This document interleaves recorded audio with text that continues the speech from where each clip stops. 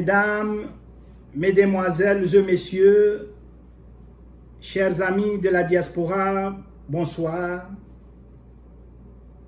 ou bonjour selon l'heure que vous nous suivez partout à travers la planète. Il est un grand plaisir pour nous de venir encore devant vous, devant vos petits écrans, pour vous parler à travers l'émission L'œil des enseignants, l'unique émission qui s'est consacrée pour la relève de notre système éducatif, l'unique émission en République démocratique du Congo qui a le souci de relever ou de parler du mal ou du progrès de notre système éducatif. Vous nous suivez depuis Dallas aux États-Unis et nous sommes là pour vous parler aujourd'hui d'un sujet que tout parent responsable et qui veut, ou mieux qui prépare l'avenir de son enfant se pose lorsque il veut envoyer son enfant à l'école primaire, secondaire ou à l'université. Cette émission partira de cette question combien importante. Où dois-je inscrire mon enfant? Est-ce dans une école privée ou dans une école publique? Si c'est dans une école privée, quelle école privée? Et si c'est dans une école publique, quelle école publique? Mes chers amis, vous me demandez pourquoi ce sujet aujourd'hui?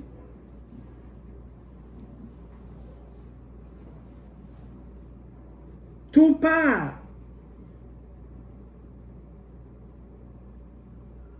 de l'arrêt des activités scolaires et académiques dit au coronavirus que le gouvernement de la République avait décrété et qui avait pris 5 mois.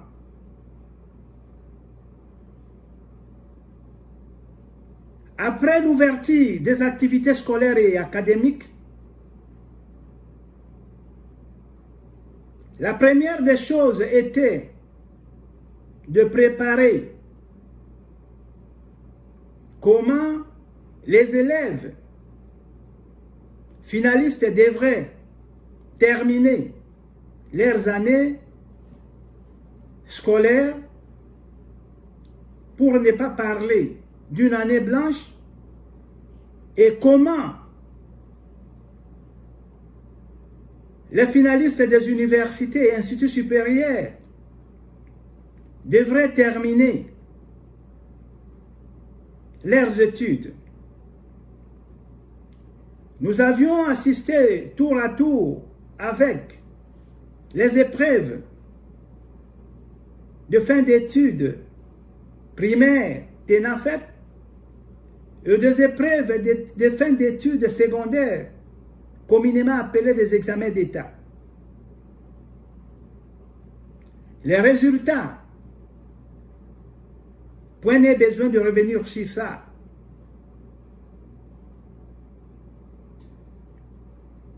Mais, chose qui a été grave, c'est comment les classes montantes ont terminé cette année. C'est-à-dire l'année académique passée. Alors que l'on s'entendait à une prolongation d'1 mois ou de 2 mois afin de commencer une nouvelle année scolaire, chose qui a été grave de constater que le ministère, par l'inspection générale, avait demandé aux écoles de calculer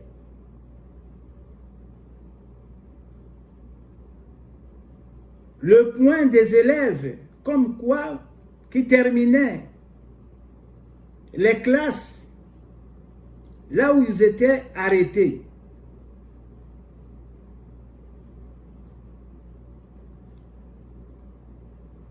Cette décision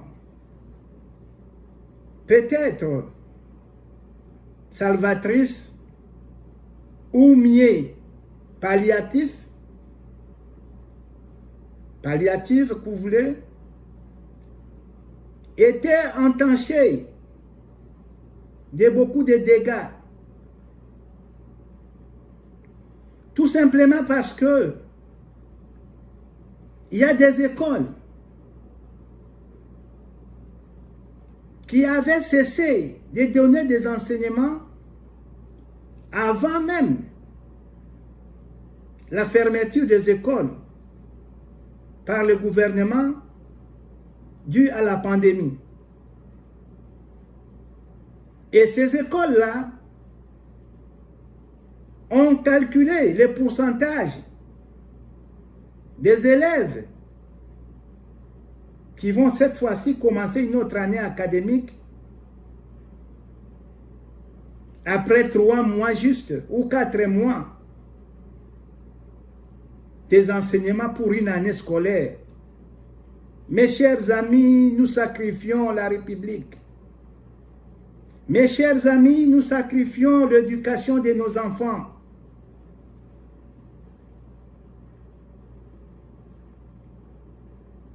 J'ai toujours parlé des systèmes de copie-coller. Nous copions mal les pays occidentaux.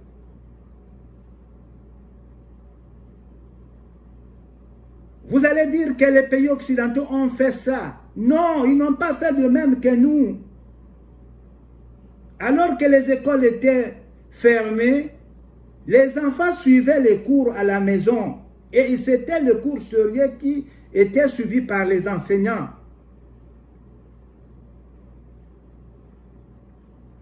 Plus grave encore, la décision est allée jusqu'à demander aux écoles d'admettre dans les classes supérieures des enfants qui avaient 47%. Certes, le pourcentage de passage de 50% ne devrait pas être retenu comme critère de délibération. C'est trop bas.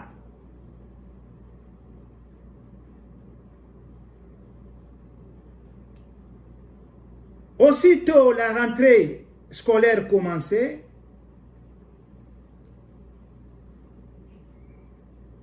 alors, dans les écoles dites privées, ils se sont mis au travail. Par contre, dans des écoles publiques, c'est encore des problèmes et des problèmes. La question que nous nous posons aujourd'hui, c'est celle de savoir encore. Y a-t-il un dialogue entre le gouvernement et les enseignants? Si dialogue il y a, Mais pourquoi assistons-nous à des grèves de répétition ou des grèves à répétition? La rentrée devrait avoir lieu le 3 octobre. Dû à tout ce qui s'est passé entre les enseignants et le ministère, nous vous l'avions dit quand j'ai annoncé à mon émission du 31 septembre. La rentrée était repoussée au 12 octobre. Comme quoi il y avait négociation, il y avait des pourparlers entre les enseignants et le ministère ou le gouvernement. Chose grave. Et encore une question. Est-ce que les représentants des enseignants, parlent-ils des enseignants? Est-ce que le message que les représentants ou les syndicalistes amènent dans les pourparlers sont des messages ou des points traités dans des assemblées générales? On ne peut pas comprendre, que vous êtes en pourparlers. Vous vous dites non, écoutez, on discute et après la discussion, vous vous dites non, parlons maintenant, nous allons ouvrir, nous allons reprendre les enseignements le 12 octobre. Le gouvernement qui a le pouvoir d'annoncer cette rentrée annonce. Et en lieu et place des enseignements, ce sont des grèves.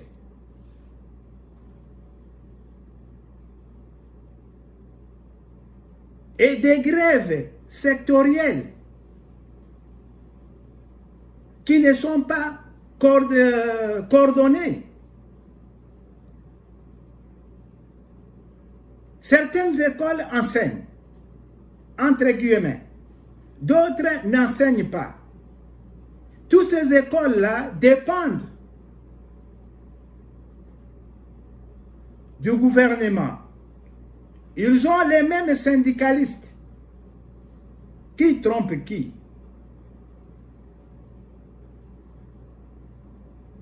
Avant d'entrer au studio, je reçus un appel d'un parent qui me dit, prof, je voudrais savoir, les écoles que paye l'État ou les enseignants qui sont payés par l'État sont des écoles de l'État ou des écoles privées? Et je lui ai demandé pourquoi. Il m'a dit, mais écoutez, ces enseignants-là étaient engagés par l'État. Et que ces enseignants-là sont payés par l'État. Maintenant que l'État, il y a eu un moment où l'État n'était plus à mesure de payer les enseignants. C'est ainsi que il y a eu ce que nous avions connu comme contribution des parents. La contribution des parents dépendait d'une école à une autre, d'un parent à un autre.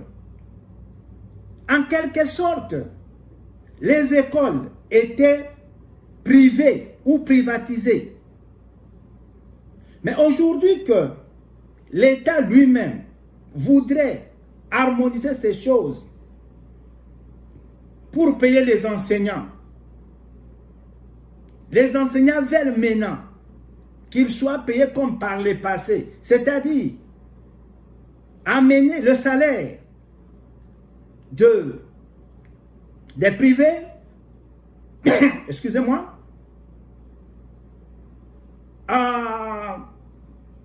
au gouvernement ou au public. S'il y avait des enseignants qui étaient payés à 400 $, ce sont des salaires privés, ce n'était pas uniformisé.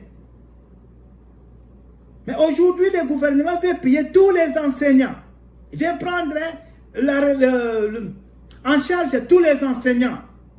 Prévenez que pendant cette période de confinement, il n'y avait pas eu de retard de paiement.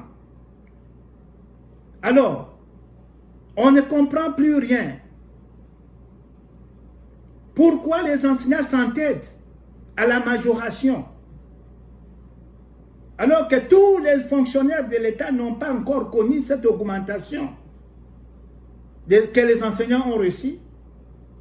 Mais les enseignants torpillent, les enseignants sabotent l'action du gouvernement quant à la gratuité de l'enseignement.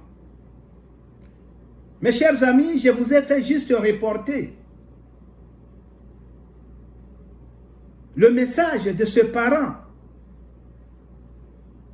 que j'étais les noms. Est-ce qu'il a raison? Est-ce qu'il a tort?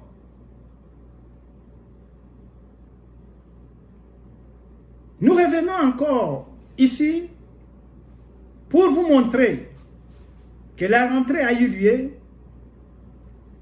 et je vais vous faire voir tour à tour par ces vidéos comment la rentrée de cette année a été accueillie dans une école publique de la capitale et comment la rentrée a été accueillie dans une école ou dans une université de la province, pour université privée de la province, pour ne pas citer la province du Congo central. Je vous laisse suivre d'abord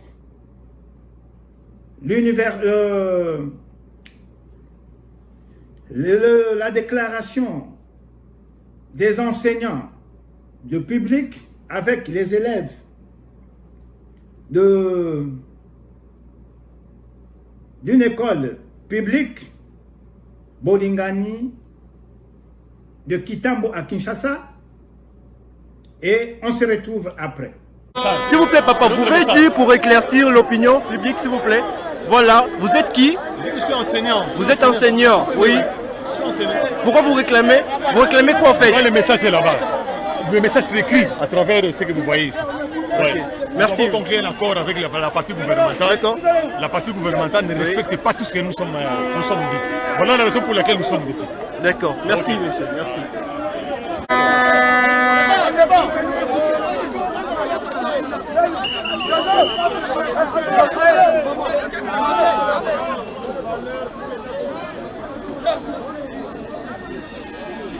Les enseignants sont très importants dans notre gouvernement. Étudier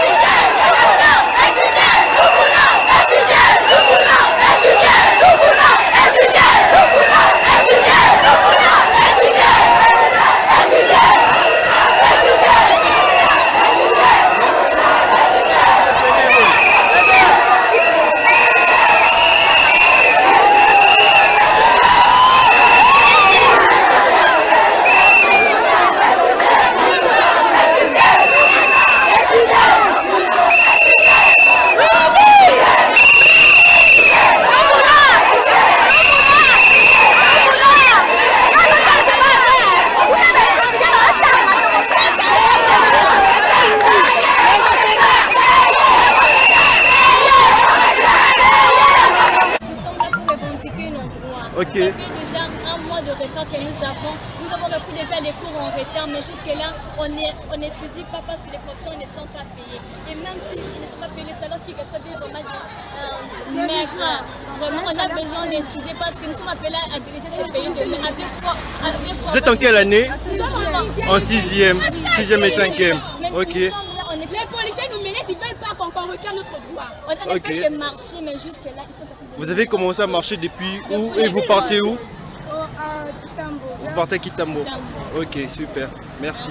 Okay. Le message est déjà passé. Hein? Merci. Cool.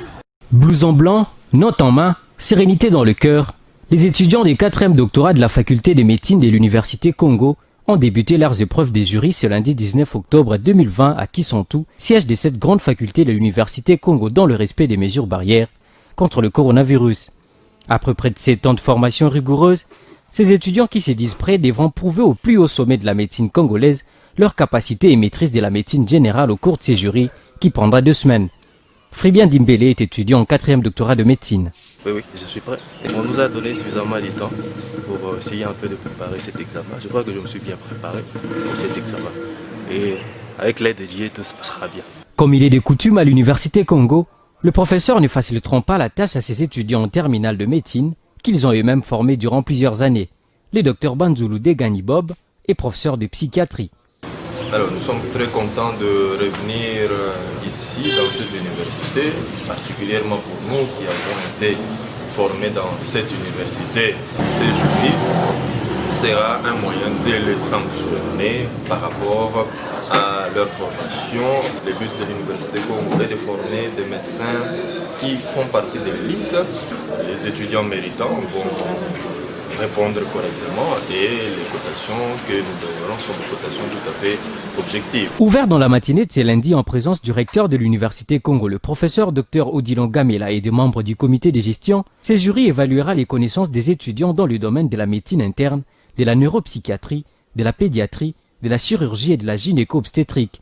Dans une interview accordée à la presse universitaire après la visite des salles d'examen, le recteur de l'Université Congo souhaite le meilleur à ses étudiants et s'est dit heureux de les voir bien préparés. On est heureux de voir que le processus arrive à la fin.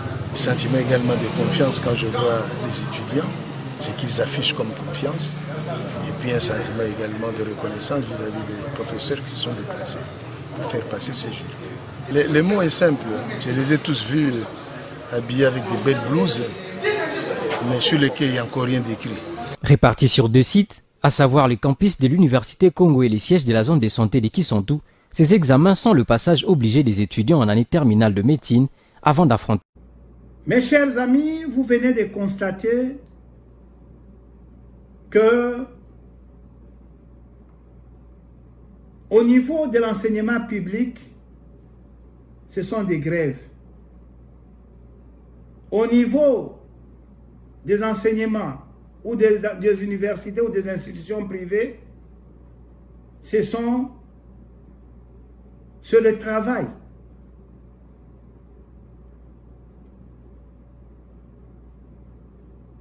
Voilà aujourd'hui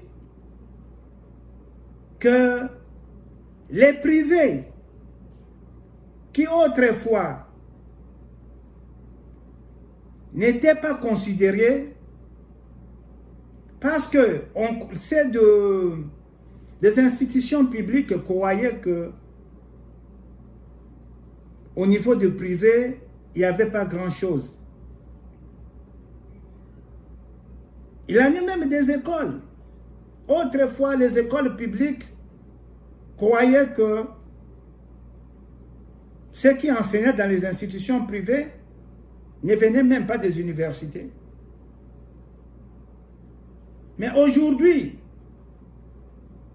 les institutions publiques sont en train de plus en plus de perdre la valeur ou l'estime qu'elles avaient autrefois.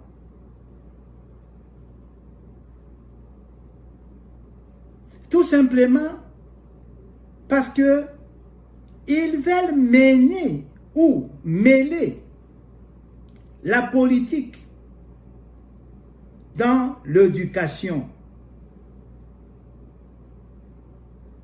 Mes chers amis, L'aide des enseignants, c'est votre chaîne. Nous devons réfléchir. Nous devons réfléchir. Aujourd'hui, les institutions privées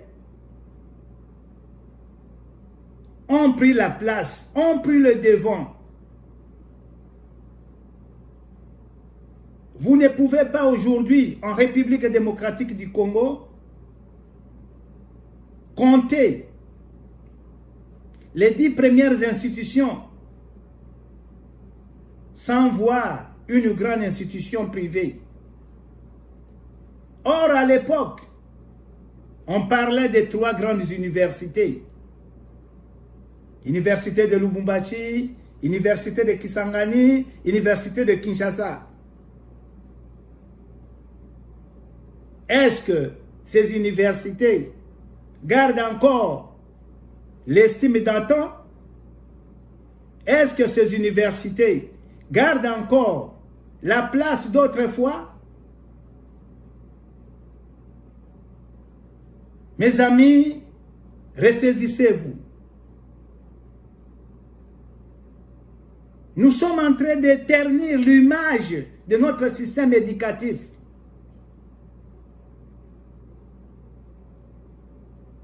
Je m'adresse à vous, intellectuels.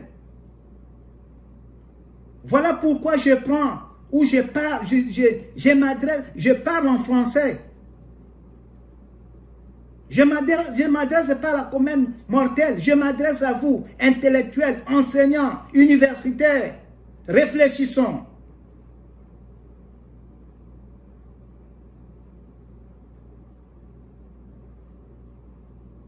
Il y a un temps pour parler, il y a un temps pour travailler.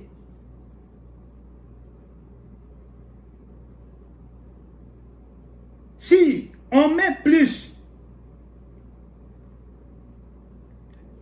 la volonté d'avoir l'argent, on met de côté le travail, ça ne marche pas. Je crois que le problème qui est là, vous devez aussi revoir ce qui représente les enseignants, les syndicalistes. Ici, je vois d'abord le syndicaliste des Sunécat.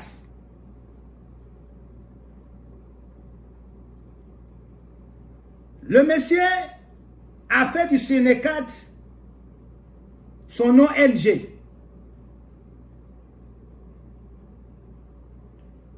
Ce monsieur n'a jamais voulu céder la place du Sunécat. Et pourquoi? Pourquoi on n'a jamais eu des changements à la tête des syndicats? J'ai commencé à enseigner en 1997, 97. À cette époque, M. Jean Bosco Pouna était le président du Sunécat. Et jusqu'à aujourd'hui, il n'a jamais cédé cette place à une autre personne. Allez-vous y croire?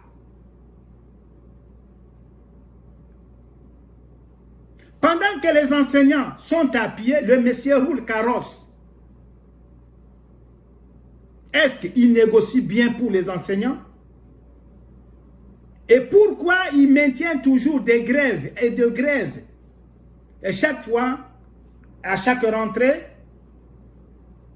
il doit avoir un même mouvement de grève. Pourquoi? Et pourquoi il n'y a jamais eu de changement au niveau des syndicats? De l'autre côté, vous avez encore un autre syndicat interprofessionnel.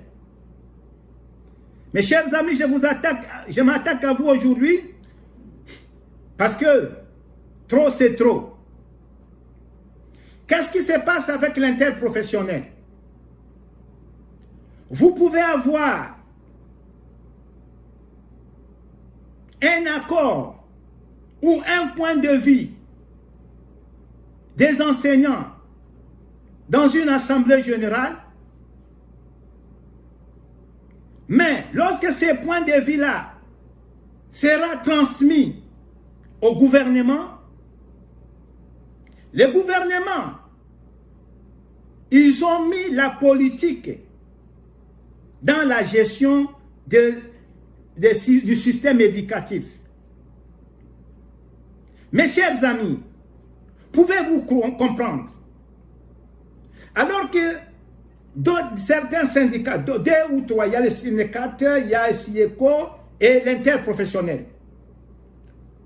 SIECO, syndicat, tous ensemble avec l'interprofessionnel se rassemblent. Ils prennent une décision, nous allons présenter le cahier de charges au gouvernement. Arrivé là-bas, quand il y a des tergiversations, en attendant qu'ils puissent négocier, c'est le syndicat qui donne le mot d'ordre. Et les écoles qui dépendent, ou des enseignants qui dépendent de l'interprofessionnel, commencent les enseignements, et la position des autres est affaiblie. Voilà pourquoi on n'a pas de solution quant aux revendications des enseignants. Je vous ai montré autrefois ce que l'enseignant devrait réclamer. Je vous ai dit autrefois que quand les syndicalistes vont réclamer le salaire au niveau du gouvernement, qu'est-ce qu'ils amènent comme point? Je vous ai parlé de salaire de base. Je vous ai parlé des allocations familiales. Je vous ai parlé du transport. Je vous ai parlé de ce que vous devez mettre. Et quand vous mettez, comment la farine est entrée, comment la farine prend du poids quand on fait la pâte? C'est sur base des ingrédients. Quels sont vos ingrédients pour augmenter la pâte? Ce n'est pas en allant directement, vous aurez devant vous des financiers. Vous dites, nous voulons que l'enseignant, le minimum pour un enseignant, c'est $300. Sur base de quoi? Voilà ce qui amène à l'échec des négociations. On n'a jamais dit aux enseignants comment ils répartissent leurs revendications. Les revendications devraient partir sur base des principes. Ce n'est pas parce que j'aime Willy Bakonga, c'est un vieux de chez moi, je dois le supporter, vieux à table, et au sein de l'autre côté. Non! Ce n'est pas parce que j'aime le premier ministre Ilunga, non, lui c'est de notre parti et je dois faire tout pour que son gouvernement aille de l'avant et on doit donner aux enseignants. Non! Ce n'est pas parce que j'aime Fatih et lui c'est notre président et tout ça. Non! Les négociations, c'est sur base des principes. Quels sont les principes, quelles sont les revendications que vous amenez aux négociations?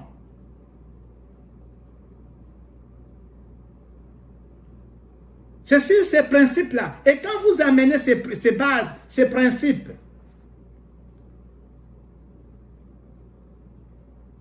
ou ces points, on peut vous dire sur 5 points, cette fois-ci, nous prenons 3. La fois prochaine, nous allons prendre 2. Maintenant, vous demandez aux enseignants, pourquoi vous êtes en grève? Nous sommes en grève parce que le deuxième palier n'était pas payé, parce que le troisième palier n'est pas payé. Palier de quoi? De palier sur base de quoi? Mes chers amis, réfléchissons, nous avions été tous à l'université. Nous discutons mal nos salaires. Voilà pourquoi les politiques ne peuvent que tuer les draps de leur côté. Pallier, si vous vous arrêtez en cours de route, vous posez la question à un enseignant. Monsieur, pourquoi vous n'enseignez pas? Non, parce que le deuxième palier n'est pas encore payé. Deuxième palier sur base de quoi? On négocie mal. Alors, comme on négocie mal, ça montre que l'équipe qui nous dirige n'est pas à la hauteur. C'est ainsi qu'il faut changer l'équipe. Il faut faire partir Puna. Il faut faire partir tous ceux qui sont qui dirigent les syndicats. Ils ont échoué 10 ans après, 20 ans après. Pourquoi vous les maintenez? Parce qu'ils ont échoué.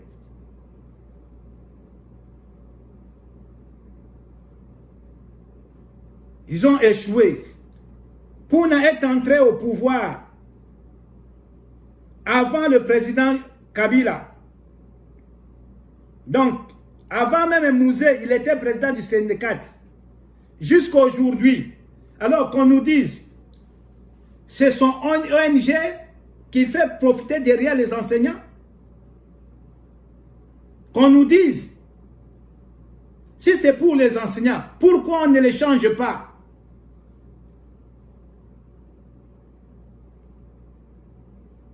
Mes amis, trop c'est trop.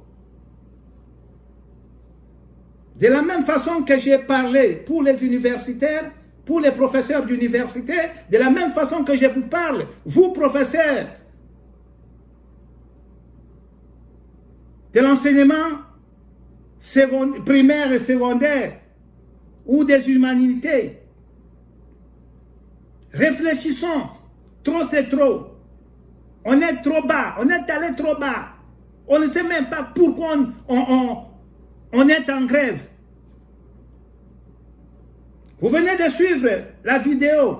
On demande à l'enseignant, monsieur le professeur, pourquoi vous êtes en grève? Lisez là-bas, lisez là-bas. Vous ne voyez pas là-bas, lisez. On lit quoi? Dis-nous, toi là, pourquoi tu es en grève? Et c'est ça la même réponse partout, chez tous les enseignants. Premier palier, deuxième palier. En quoi consistent ces paliers? Et qu'est-ce qu'il y a dans ces paliers? Nous discutons mal, nous négocions mal nos salaires. L'aide des enseignants n'est pas là pour vraiment vous caresser. L'aide des enseignants n'est pas là pour vous flatter. C'est certes, nous sommes là pour le bien des enseignants, mais nous devons être conséquents avec notre façon d'agir, avec notre façon de réfléchir. Aujourd'hui, les parents préfèrent envoyer leurs enfants dans les universités privées parce qu'ils savent quand les enfants commencent et ils savent quand ils vont terminer. Il en est de même parce que la plupart des écoles ou la plupart des études au pays sont supportées par nos frères de la diaspora. Et c'est nos frères de la diaspora là, quand ils vous donnent le conseil, ils disent non, va inscrire ton enfant à l'Oupio, va inscrire ton enfant à l'université catholique, va inscrire ton enfant à l'université protestante. Ok? Va inscrire ton enfant à l'université Congo.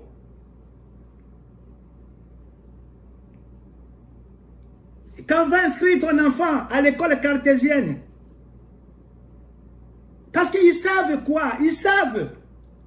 Quand l'enfant va commencer, et il sait, avec le concours, avec le peu de moyens qu'il a, il sait quand l'enfant peut terminer. Même s'il reprenait une fois, 2 fois, il sait quand l'enfant va terminer. Mais quand tu envoies ton enfant, que ce soit à l'université de Kinshasa, à l'université de Lubumbashi, à l'université de Kisangani, à l'université de Wembonyama ou de Mbandaka, l'USP Inongo, tu sais quand il commence, mais tu ne sais pas quand il va terminer. L'enfant entre à l'université à 18 ans, il sort de l'université à 30 ans. Tout simplement parce que, soit, c'est le gouvernement, soit, c'est le professeur. Et la plupart des cas, ce sont des professeurs qui prennent les enfants en otage. Quand vous allez en grève, vous prenez les enfants en otage. Vous faites une grève aujourd'hui, on vous dit, ok, ça va, c'est signé. Vous n'aurez pas cet argent le même jour. Et encore plus, nous avons la malchance d'avoir des députés encore impossible. Je m'abstiens de tout qualificatif là. Impossible. Mais ce sont des gens que nous avions envoyés comme représentants du peuple au Parlement. Maintenant, voyez, cette session est budgétaire. Pendant la session budgétaire, il y a des conflits. Et vous dites, nous n'allons pas rentrer, il faut qu'on paye le 2e palier et le 3e palier. On va rester comme ça. Et ce sont des enfants qui payent. Entre-temps, les écoles privées progressent. C'est ainsi aujourd'hui que tu es malade, tu vas à l'hôpital, mais tu n'es pas sûr du médecin, tu n'es pas sûr de l'infirmier. Parfois vous cherchez, où l'on veut te perfuser, où on veut te piquer. Injection par des veines. L'infirmier ne sait même pas comment trouver des veines. Il va commencer à piquer par-ci, par-là, par-ci, par-là. Et parfois, c'est le patient qui lui montre, non, c'est pas comme ça qu'on fait. Fais comme ça, et voilà, cherche ça ici. Imaginez. Aujourd'hui, la plupart des gens meurent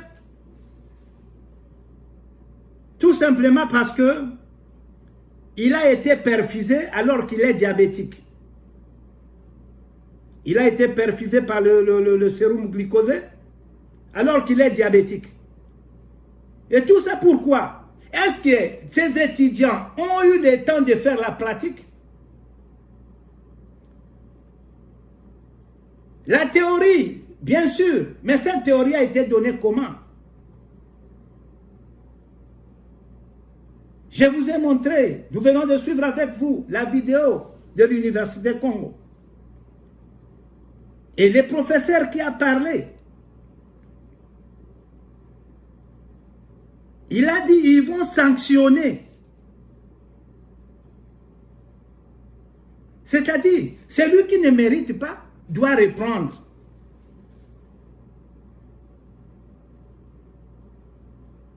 Voilà, aujourd'hui, vous verrez, dans les institutions privées, il y a un afflux d'étudiants. Et ceux qui viennent chez vous, ce sont des étudiants qui n'ont pas eu de moyens. Plus grave encore, les professeurs quittent maintenant les institutions publiques pour aller enseigner dans les institutions privées. Et quand vous allez dans les institutions privées, mes chers amis, vous allez vous dire, est-ce que c'est le même professeur? À l'institution privée, les professeurs travaillent. Il fait montrer qu'il est professeur. Mais à l'institution publique, il donne cours le soir en disant cours. Alors, où devrons-nous envoyer nos enfants? Dans les institutions privées ou dans les institutions publiques? La question est chez vous. Nous attendons vos réponses dans vos commentaires et dans les suggestions. Si vous avez aimé cette émission, n'allez pas et ne quittez pas sans pour autant s'inscrire ou s'abonner pour que vous ayez le merveille. Encore, cette émission vous est arrivée grâce à l'ingéniosité de notre manager, Guy Matata Ngondo. Et je vous demande d'aimer et de partager. Que vive la République démocratique du Congo et que l'enseignant soit valorisé. Je vous remercie.